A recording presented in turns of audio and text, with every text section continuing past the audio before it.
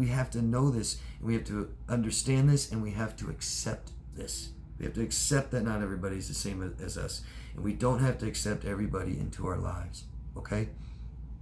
Boundaries is it. Thank you, Melinda, for sharing that.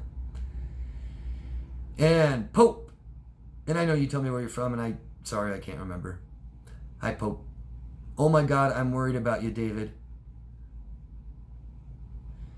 Classic, those exact words, funny.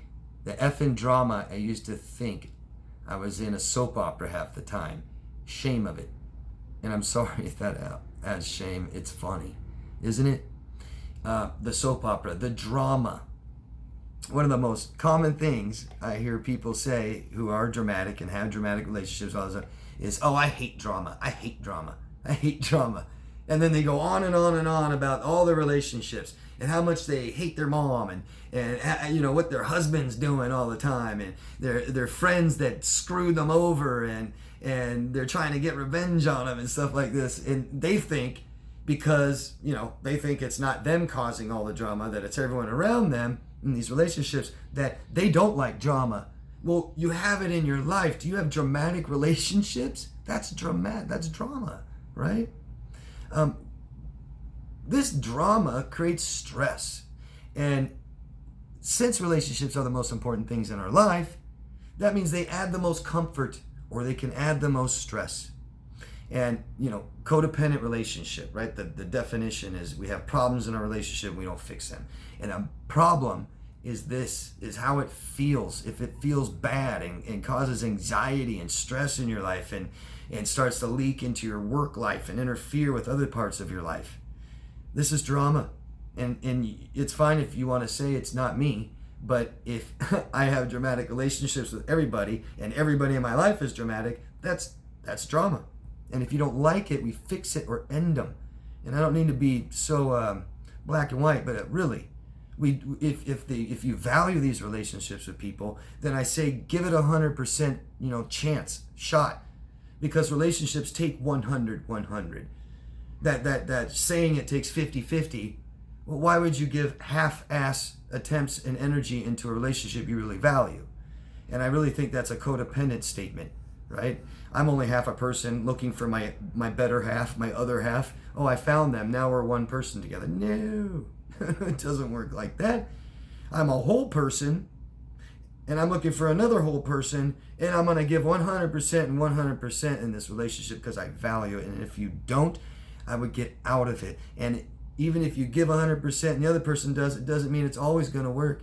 And so if it's adding stress, we got to stop it somehow. Because relationships can be and are for a lot of people the most comforting thing in our lives. Okay? So maybe that'll stick in a lot of people's heads and help them understand the basics of relationships and why we have them with people. Thank you. Oh, and I wrote here, this is important. What's important is to take a long time to know someone without attaching to them, accepting that we are all different and appreciating those we know and care for. And Jennifer Ellis says, I'm going to say, no, I haven't tomorrow when I'm asked for spare change. Good. With boundaries, I use the example of people, and I'm not hating on people that ask for money. I tell this story because it was something that I first realized I had poor boundaries, is when people would ask me for money and change. And it could be my friends, it could be homeless people that may need it. I understand that. But I didn't like giving my money away when I couldn't afford it, even quarters. I'm talking, this first started with me when I was a teenager and I had to work downtown. Before I could even drive, I was working. And I'd take buses downtown, and I'd have to walk through, everybody that asked for money. Can you spare a quarter? Got $1? Got any change? And I'm like, here you go. I was like Al Bundy. Here you go. I don't have enough money to get home. And it causes a lot of shame and guilt. It can. And it's a good place to start boundaries.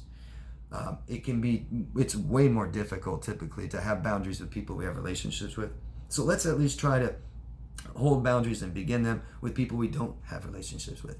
And if this is a very difficult thing for you to do, I hope that it just helps you see that you have a problem with boundaries, right?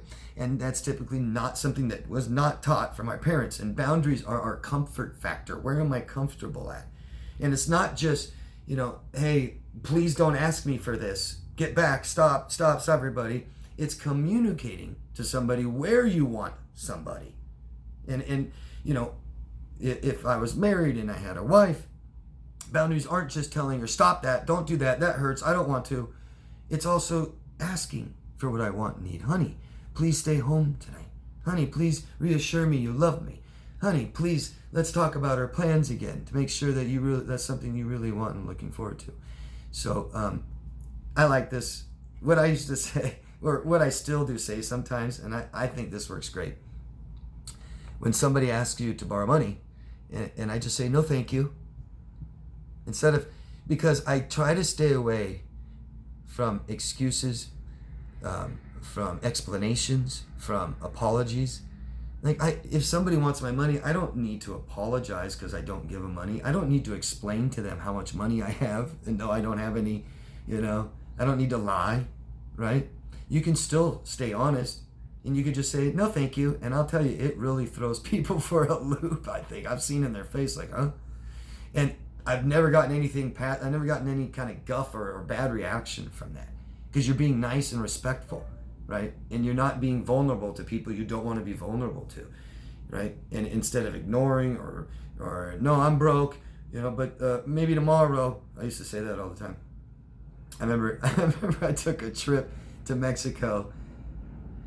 I just turned 18 and I went to Mexico, and there's a lot of people who sell things, right? They walk along the beach and they've got onyx pieces and chessboards and not just food and snacks and stuff, but they're selling all kinds of stuff. And I always felt so bad, and just, oh no. And I always say, mañana, mañana, mañana, mañana. And I did that once.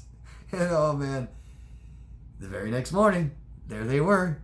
No, you said today. It's like, oh no. No, thank you works great. It really does. And boundaries are a measure of your self-worth, really. So I can tell somebody no, but if it's stressing me out and I end up giving in or accepting the behaviors that I said no, I won't accept, that really is a measure of my self-worth, isn't it? Right?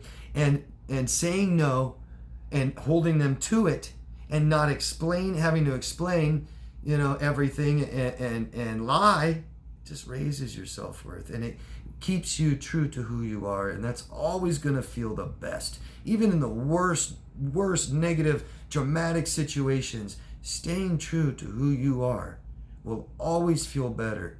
Always. You can come out having good feelings and emotions out of these horrible, horrific relationships you have with people, as long as you stay true to who you are. Thank you, Jennifer. Or no, thank you. Paul.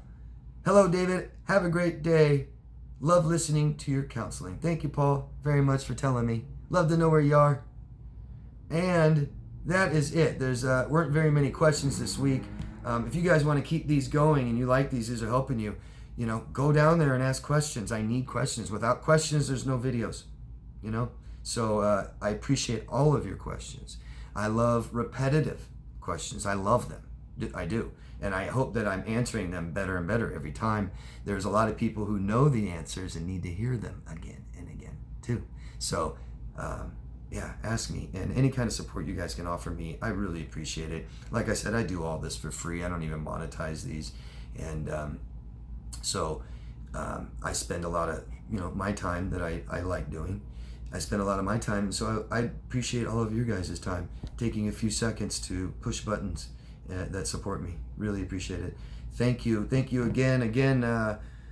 Wednesday night Facebook videos with Nova, and I'm planning on making a bunch more videos this week, so stay tuned. Subscribe to my channel. You can hit that little notification bell and it lets you know when they come up.